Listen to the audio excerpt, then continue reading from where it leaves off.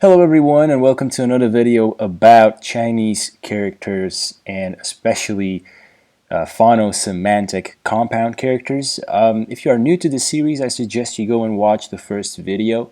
Well, I'm going to try to explain everything you see here on the screen so that you understand it, even if you are a completely new viewer and you don't know anything about Chinese characters at all.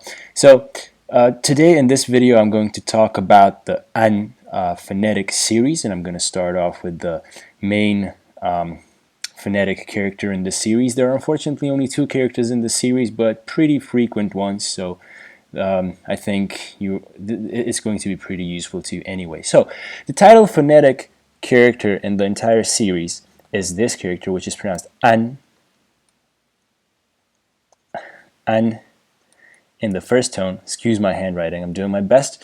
And it means peace, peaceful, peace, or peaceful. And it is a character which is a so-called semantic compound, which means that it consists of components or characters which combine their meanings together into the meaning of the character, basically.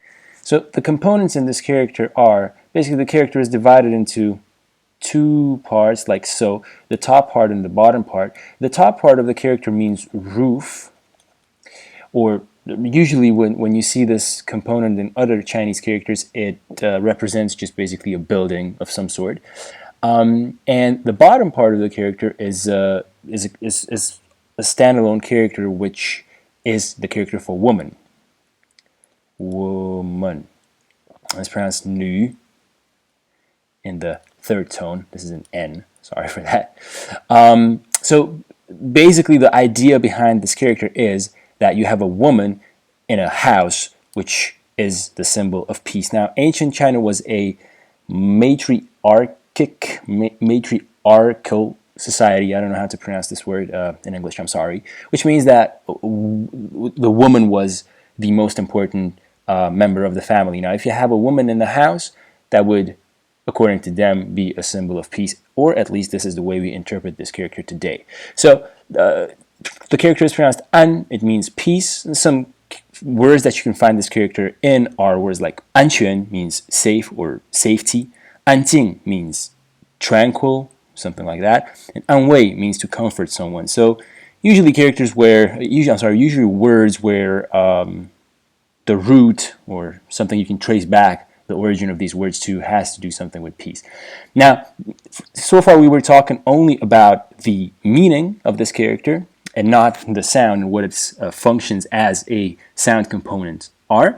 And now we're going to come to the fun part. See where this character, or in which characters this big character can be found as a sound component. So there are two, number one and number two. Only two because I couldn't find more frequent characters where an appears as a sound component. Now the first one, both of them are actually pronounced an. So both of these characters, let me see if I can write it nicely. An.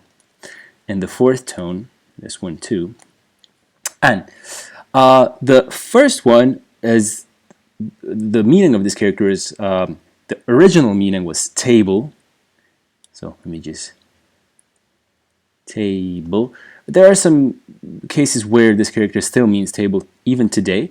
And then more frequently, case or file. Case or file. And for those of you who have seen my previous videos know that an, this big yellow character, as you can see, is present in this character. Let me just separate this like so. So the top part of the character, as you can see, is this an character, and it tells you how to read it. Now the tone is different, right? This one is an first tone, this is an fourth tone, but nonetheless this top part of the character tells you how to read this entire character. And peace, the meaning, has nothing to do with the meaning of this character as a whole, because as you can see, it means table, case, or file. Now the bottom of the character, this thing over here which is left, is pronounced mu. It's not really important what the pronunciation of the bottom part is. The meaning of the bottom part is wood or tree The original meaning of this character was tree. Now, usually when this character is a component in other characters, it has or carries the meaning would. So this bottom part of the character tells you what this character as a whole means. So as I mentioned in the beginning, phono-semantic compound character. Phono, sound, the top, an tells you how to read it. The bottom, semantic, meaning, tells you what the character means. So again, this entire character means table, case, or file is pronounced an.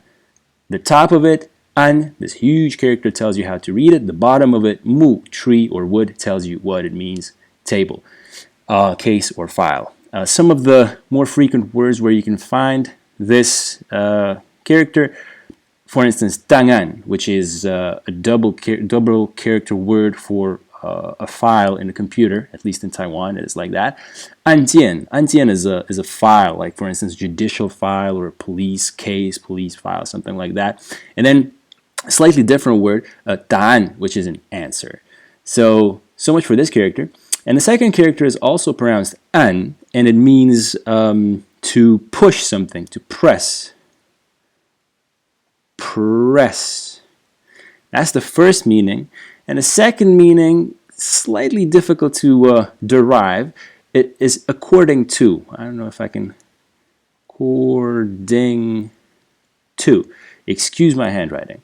And again, we can see that this huge yellow character is over here, separated like so.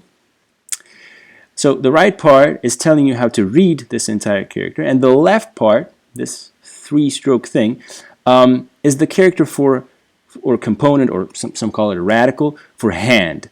So the left part is, the right part is giving you the pronunciation of the character, and the left part is giving you the meaning of the character, which is press.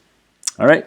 So some of the more frequent meanings of this character are words when you can find it. You can find it when it has the meaning press.